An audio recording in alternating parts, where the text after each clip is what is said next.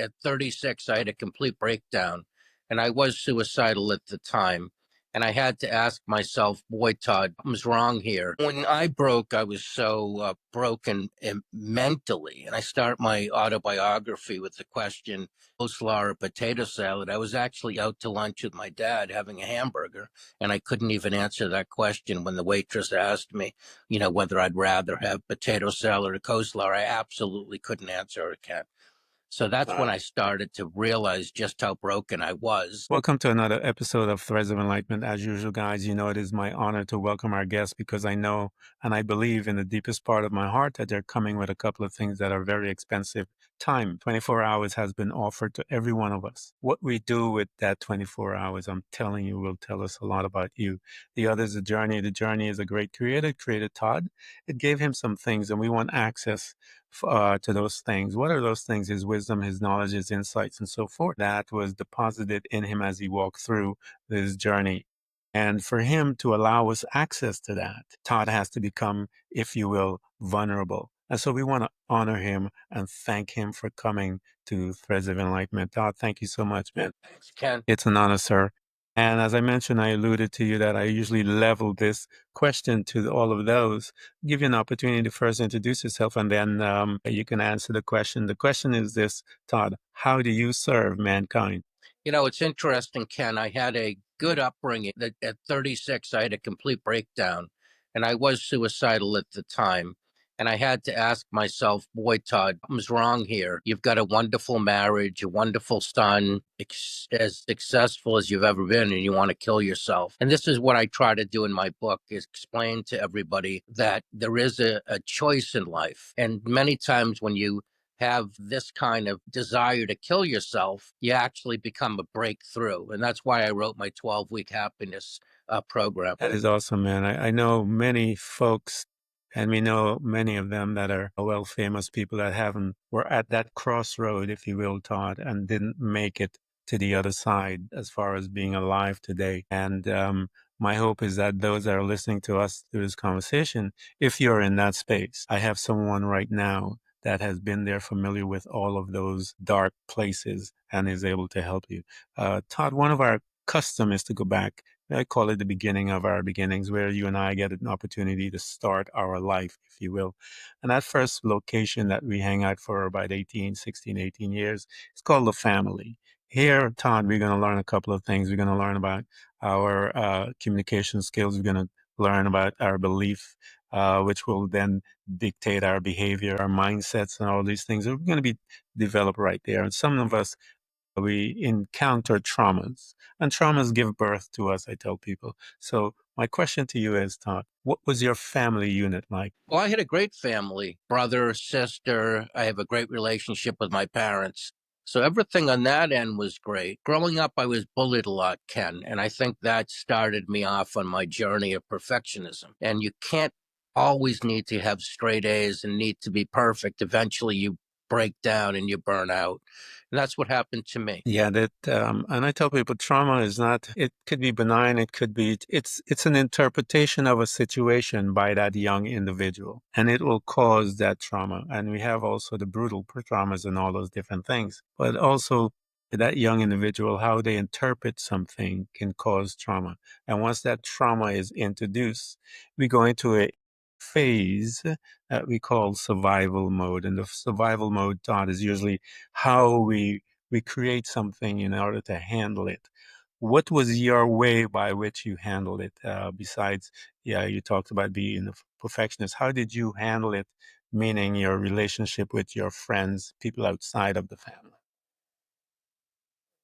Well, growing up, as I said, I had a very good relationship with my family. But as I said, and you're asking me, perfectionism is very difficult because we're all human. So we're all fallible. So, I would work with my friends. Many times they were struggling just as much as I was so that we could all get through the difficult times. So that's pretty admirable, Todd, because there, if you're working with friends, that means that a leadership style or a leadership mindset is now beginning in this young man, if you will, to began to hone. As you're moving through your life, Todd, and you're coming, I tell people that you have these crossroads, and the first crossroad that we have, the major one that we have at a young age, 18 and so forth, 16, 18, is college or work. Which way did you pick, and why did you pick that direction? Well, college was very difficult for me. I had a lot of homesickness, and I know now 90% of kids, their first year in college, will struggle with homesickness. I didn't realize that at the time, so I was very, very embarrassed. And I'd come home a lot. And I was able to get the grades that I was looking for, the straight A's, but it really burnt me out. I decided to go to Tufts University because it was close to home, which was a very good decision.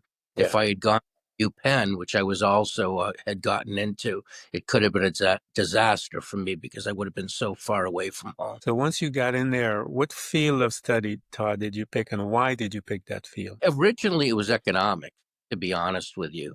But then I moved over when I knew I'd be going into the family business to history, which I found history was a lot easier for me and a lot more enjoyable. Yeah, I love history. It's one of my favorite subjects and topics. I had books from all over parts of history. I just love reading about history. So here you are, man. You talked about the family business and stuff like that. But there's this young man who had experience of burnout, if you will, starting young. As you have graduated, you're now doing the family business. How was Todd doing when he got there in the family business, if you will? Absolutely fantastic. I teach people that you want to be in your zone. That's where you are the happiest, what you think you're better at than most people, and what you enjoy doing the most. And for me, that was exactly what I did in the family business. I was in charge of all the people in the business, motivating them, getting them to be at their very best. So everything there was great. But as I said, when I finally turned 36 after being in the business for 14 years,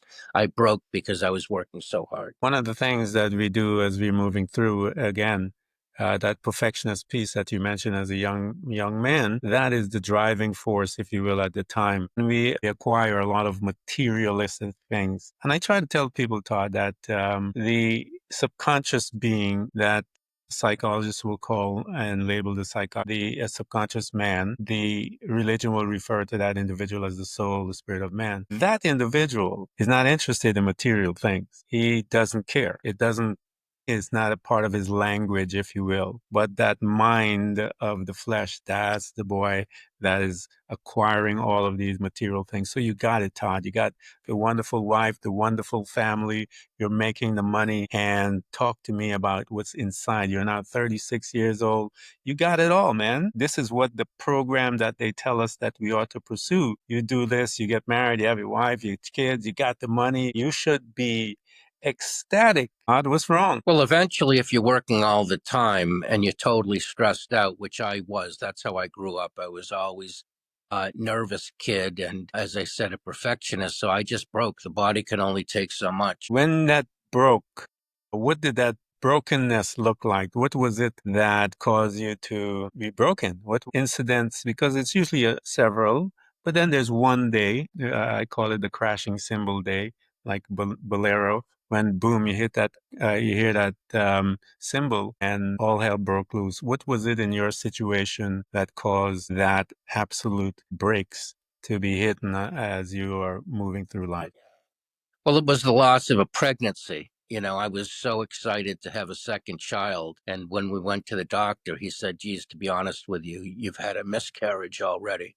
And that really broke me. I actually fainted and needed to get some help. And it was a couple months later that the break happened, but I'm quite certain that that was the beginning of the end for me. And that is a traumatic situation. And another one, Todd, I mean, that to come back from that, and that's what I want to talk about, to come back from that. And you now are going to be coming back, and your wife is going to be looking at you, all of these wonderful things, that happens within that nucleus that is called a family. What happened when you broke, and what tools, what help did you seek to get yourself to a place where you said, yeah, I need help?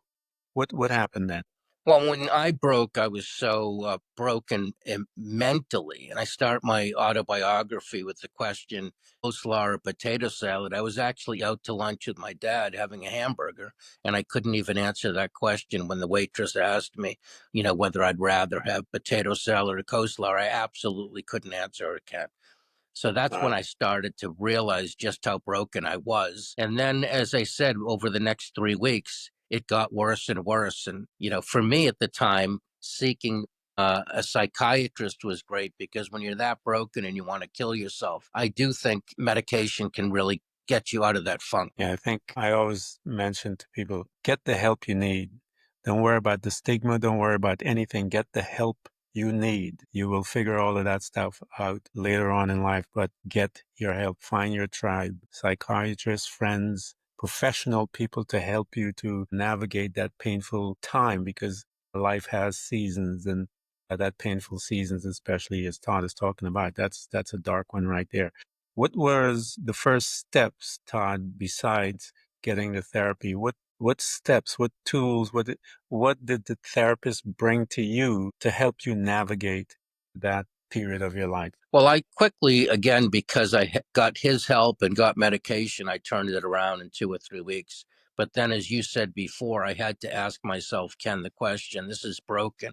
I've got a wonderful family. I've got more money than I ever dreamed for, and I wanted to kill myself. And that's when I came up with my 12-week program to happiness. Several things I was already doing, I kept, but many things that I felt I needed to change. I changed, and that was really why I've been able to become so happy. What were some of those things that you who are already doing, as you said, as you're going through this time? Because many of people, Todd, are here, maybe listening to us that have a family member or they're going through this situation. What were you doing before you had to ask that question? And I tell people it is important for you to begin to question yourself, ask questions. I do it all the time, man. So talk to us about that time, Todd. What were some of those things you were doing before you had the epiphany to write your memoir?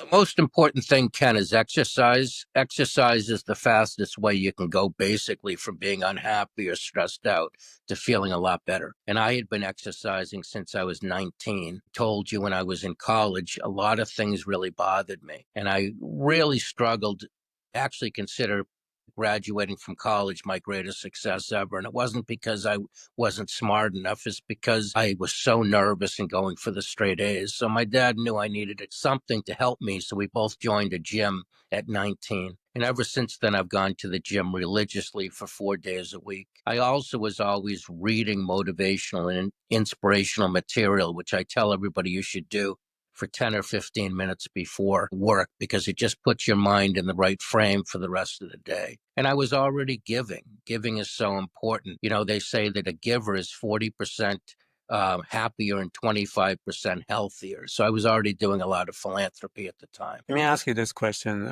Todd. When in your life and did you pick up personal development and what was it that drew you to it initially in your life? It was really Tony Robbins at the age of 22. I was really in rough shape. I didn't Yeah. have a lot of confidence. I had a lot of anxiety. I didn't believe in myself. And a friend told me to take up this personal power tape set by Tony Robbins. And I just changed. He taught me that you can change your life. Your past doesn't have to be your future, and that it's all in your head. The way that you think is what really controls your future. So I'd say Tony Robbins. I know Tony Robbins and Napoleon Hill, and a couple other guys, Ziegler, all these guys I used to listen to that helped me to get past my situation as well. And I owe much to them, all of them, man. As you got to the place where you're going through now, you have the psychiatrist assistant, you have some powerful tools with you. Exercising, of course, is one of the best things out there.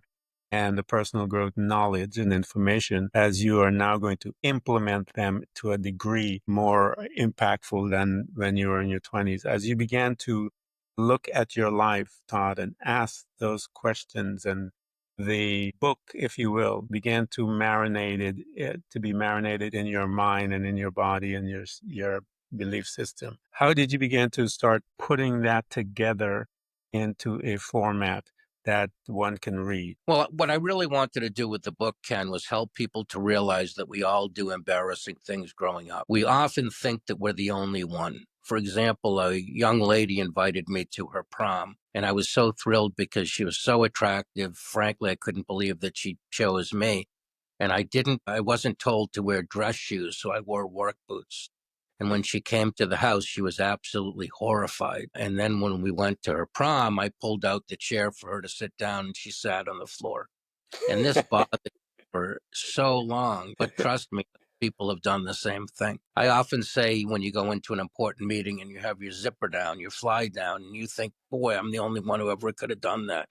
Everybody goes through at least one time when they go into an important meeting and Yeah. there's zippers down. So that's why I wrote the book, to share with people as you're growing up. Don't be so embarrassed when you make a mistake. We've all done it before. Yeah, I remember, Todd, when I was going through my dark period of life. And one of the ways that I handled it was partying, just like everybody else, you got to hide somewhere. And at the time, I used to have the Michael Jordan loop earrings in my ear and partying all night and whatever, got together.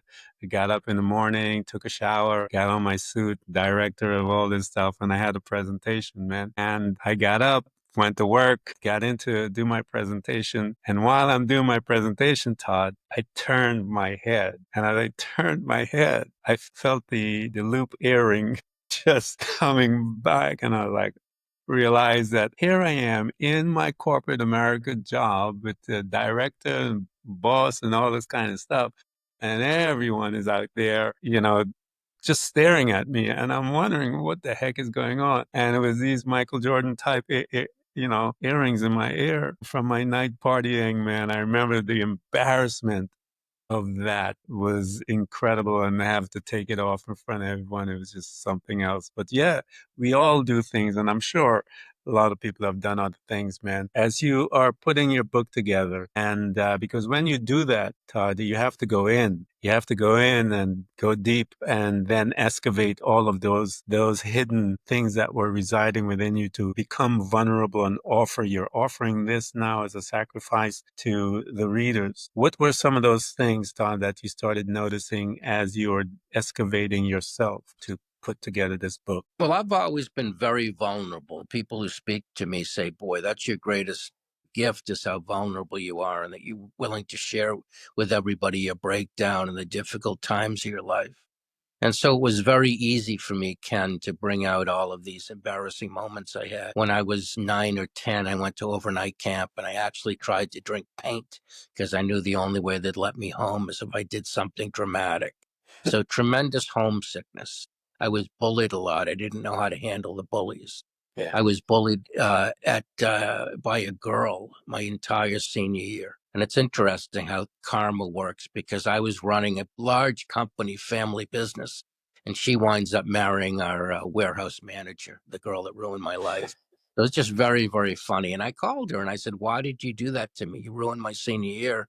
And she said, Todd, I just needed to find somebody that I could pick on because I felt so bad about myself. But she ruined my year, and I didn't know how to handle it. And now, as I said, I'm sure that there were thousands or millions of people throughout time that were bullied by girls. But at the time, I thought I was the only one. Yeah, just bullies in general are weak people. They're broken, and this is how they get their validation. And so, when my kids were young and they would tell me about that stuff, and I would tell them, those folks are just broken. Just look at them and just stare them down, and they'll back off. And sure enough, and those guys, my sons, I have 4 sons.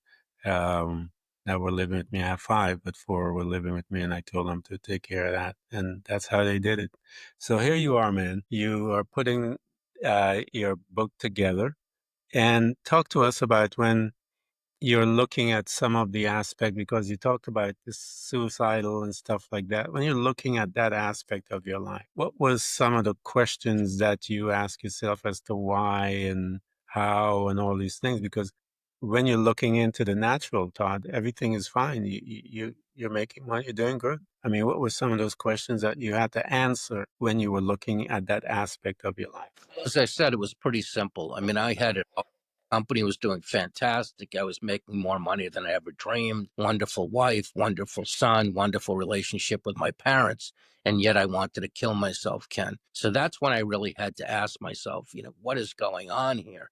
What am I doing that's wrong? Because I've got it all and I'm broken and I want to kill myself. Those are the questions I asked. And when you started looking at that, because you have to now answer those, and then you have to produce the tools necessary to change that mindset. How did you answer that, Todd? And what tools did you bring into your life? Again, you have access to knowledge of personal development, and you have to bring things in to move that mindset from where it is lodged inside of you to create a new mindset. How did you do that? Well, the most important thing for me was self-talk. I realized that so many of us talk to ourselves worse than we'd ever talk to our worst enemy. So that's what I really focused on. How can you be better to yourself? And I realized it's how you talk, as I said. Most of us can say, boy, I can't believe how fat I am. I can't believe how thin I am. I can't believe how stupid I am.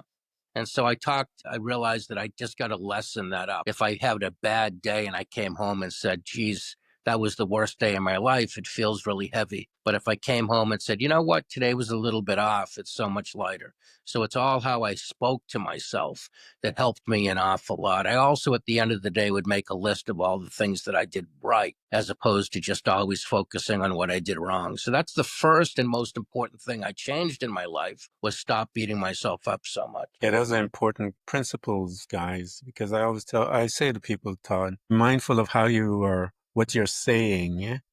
Because you are listening. Be mindful of what you're saying to yourself because you are listening. And what happens is that you believe what yourself. I mean, you're believing you because you are you. So whatever you say to yourself, you're going to believe it. And so if you want to change your life, change your mouth. You will have whatsoever you say. That's one of the principles. So change your mouth and watch your life change. And as Todd said, write down the things that you did well and be grateful for the things that you have and so forth. And as you begin to implement those things in your life will change, man. Trust me, you'll see. Here you go, Todd. You're implementing all of these things and talk to us as to what you started recognizing. As I said, as you begin to implement these things, change will manifest. Talk to us about some of those changes that you began to notice as you began to change your language, writing down those things that you did well. What did you notice in your life as you're moving through? Well, I felt like the first part of my life, age, let's say 10 through 36, was all about ego. And Yeah. when I broke, I realized, you know what, it's time to not be so much about myself and, thumping my chest and really letting people know how great I was. So that's the first thing. I really relaxed. But I think it just was a matter of instituting the 12-week program and gradually, and it took time, becoming a lot happier and a lot more relaxed was the real focus for me. That is awesome. Let's go into the book, Todd, about the 12-week program to make the listeners aware of some of your principles that you have within the book. And guys, you know that what I've been saying this for over 3 years, that I want to challenge you guys out there to get about 5 or 6 of your friends. Each one of you guys buy Todd's book. And then what you do, you read the chapter and then you create a little book club that you have. And when that day that you meet, you're going to bring your potluck and you guys are sitting down and you're going to discuss that chapter as to what you learned. And as you do that, the engagement between all of you guys, 5, 6 of you guys, is going to just radically change your life. And so talk to us, Todd, as to your principles that you have laid out in each stage.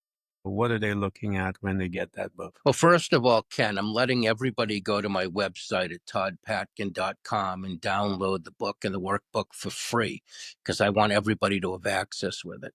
But Yeah. in terms of the 12-week program, the first week, as I said, is exercise. Don't overdo it. I don't want you to go to the gym and try to pump a lot of weight, and the next day you're so sore you never do it again. Take it slow. The second week, as I said, is listening or reading motivational or inspirational material. Week 3, we still discuss self-talk, making sure that you're easier on yourself.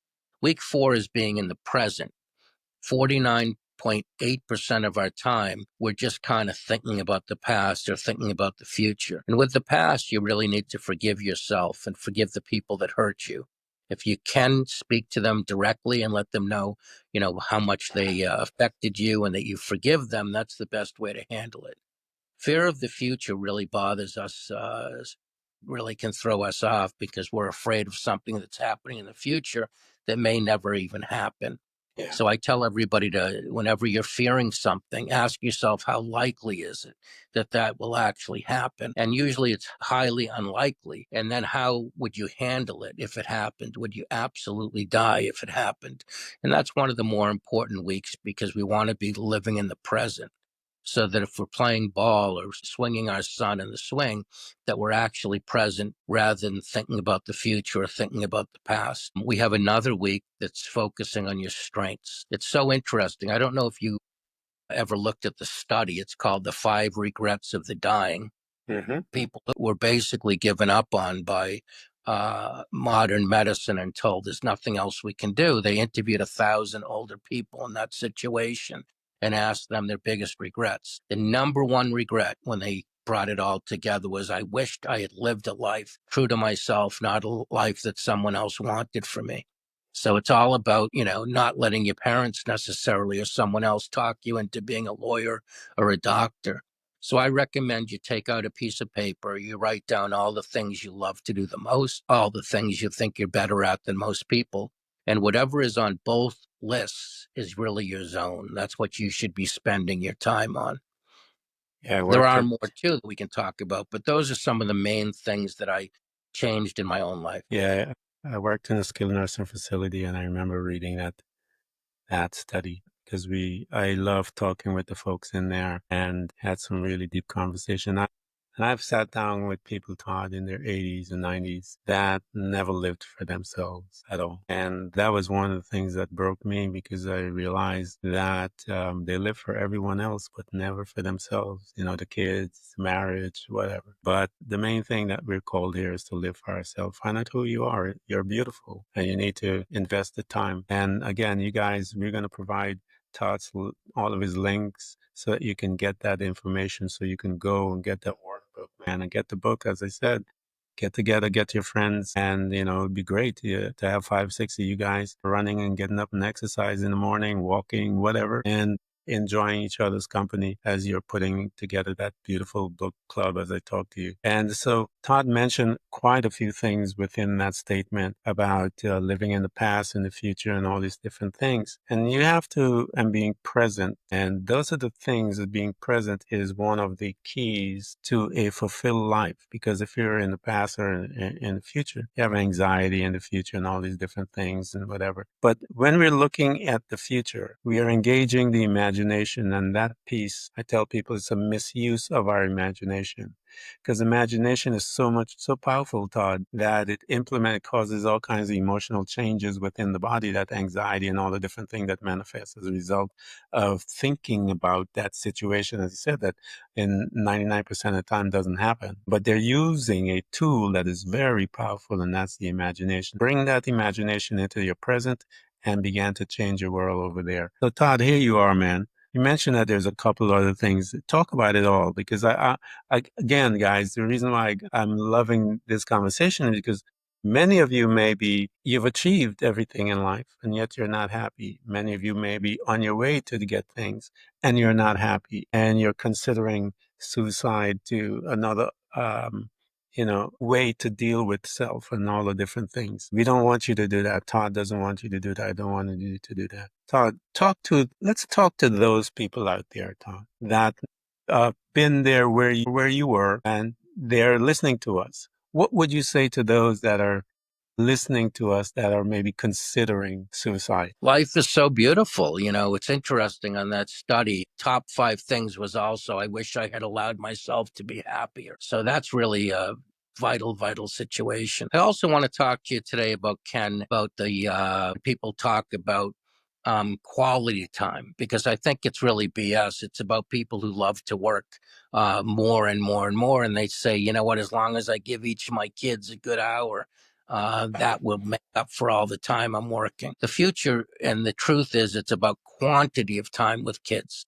Kids want you to be with them when the dog jumps up and all of a sudden the ice cream falls on your head. That's what really is funny. They don't want you just to take them out for 1 hour here, 1 hour there.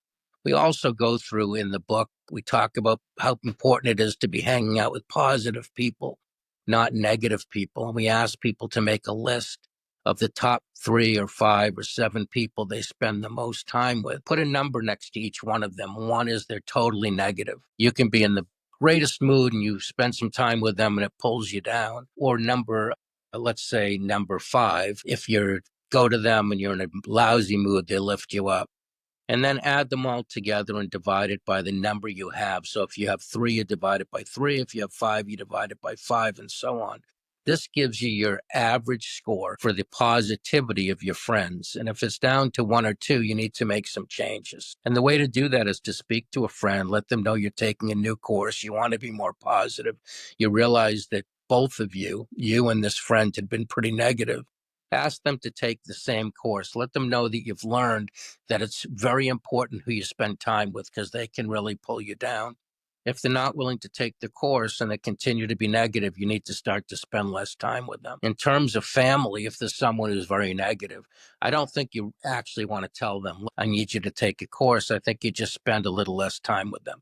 As I say to everybody, if you're not willing to do this, it's almost not even willing to take the course. You work so hard and you're around your family and friends, and all of a sudden, you're back at square one. I hope you guys were listening to that, man. It's powerful advice because Todd is absolutely 100% correct. Who you hang out with and the attitude more so than anything else, how they're talking to themselves. And, you're listening again. Whatsoever a man saith, that's who he is.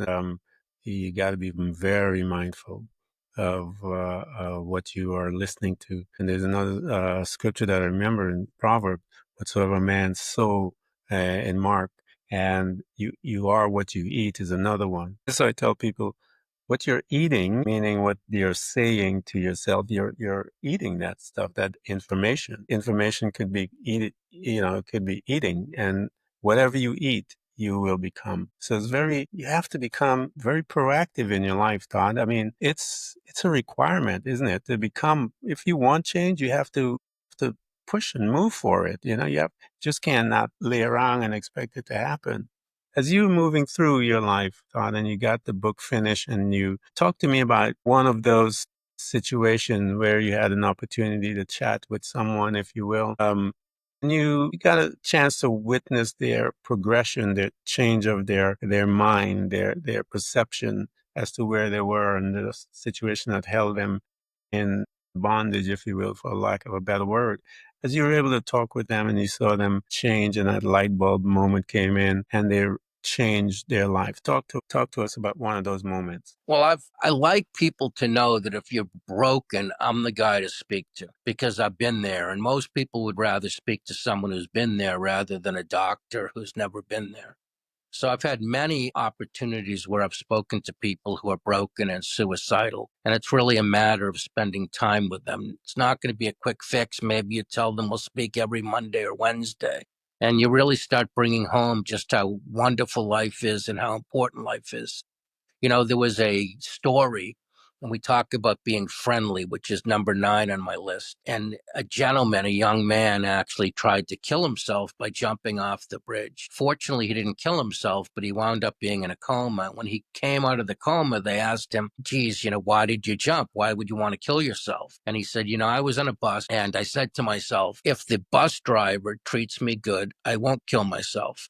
But if the bus driver treats me bad, I will jump. And the kid, when he was getting off the bus, he stood for a little longer than normal. And the bus driver said, kid, get off the effing bus. So you never realize how important one interaction can really be. So I work with people and I let them know that I've been there. You will get better. As I said, I often recommend they go to a psychiatrist. I try to be very proactive with medication because I really believe that's the answer if you're broken. Yeah. And then maybe I'll take them out for coffee. I'll take them out. But it's really quantity of time, Ken. You're not going to have a quick fix when someone's that broke. Yeah, it's never a quick fix. There's no such thing in the personal development arena. Everything takes time. because you have been programming yourself for many years and you expect that it will change in a couple of weeks and stuff like that. No, it takes time because you have to, as I said, reprogram all of your belief system, which will then produce the outcome that you desired. Let me ask you this question as we're getting to the end and closing, Todd. And I usually ask this, I started asking this beginning of this year. We talked about you talking to all of those that were in that dark space of suicide. But now you have this mic, and this mic is connected to the 8+ billion of us on this planet. What would you say to us as a group? What advice would you give? I'm always going to go back initially, and it sounds very boring, to exercise, because it's the quickest way, Ken, you can go from feeling sad, depressed, and anxious to feeling a lot better. When I was in the family business, we had about 800 people, and I was responsible for them. And there were days I left the business and I wanted to literally put my head through a wall. That's how stressed out I was and how tired I was.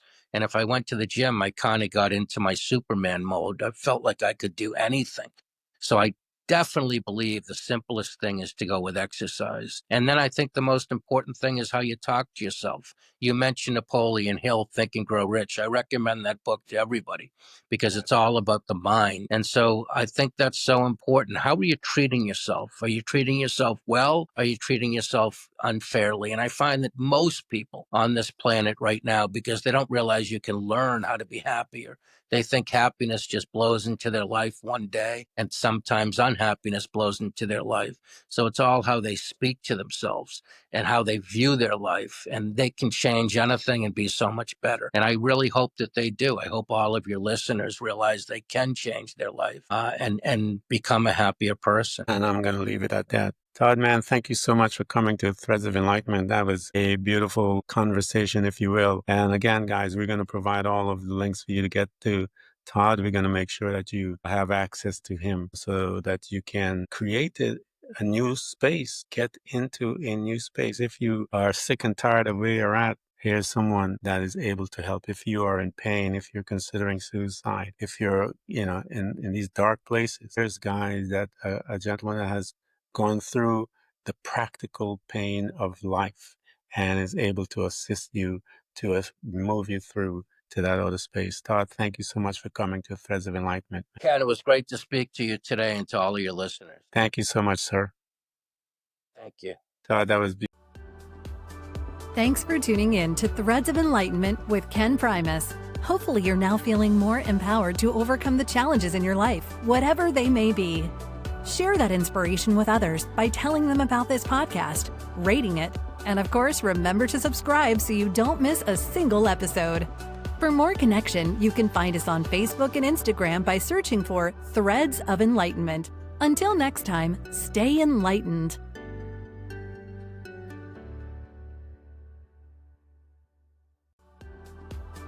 Thanks for tuning in to Threads of Enlightenment with Ken Primus. Hopefully you're now feeling more empowered to overcome the challenges in your life, whatever they may be. Share that inspiration with others by telling them about this podcast, rating it, and of course, remember to subscribe so you don't miss a single episode. For more connection, you can find us on Facebook and Instagram by searching for Threads of Enlightenment. Until next time, stay enlightened.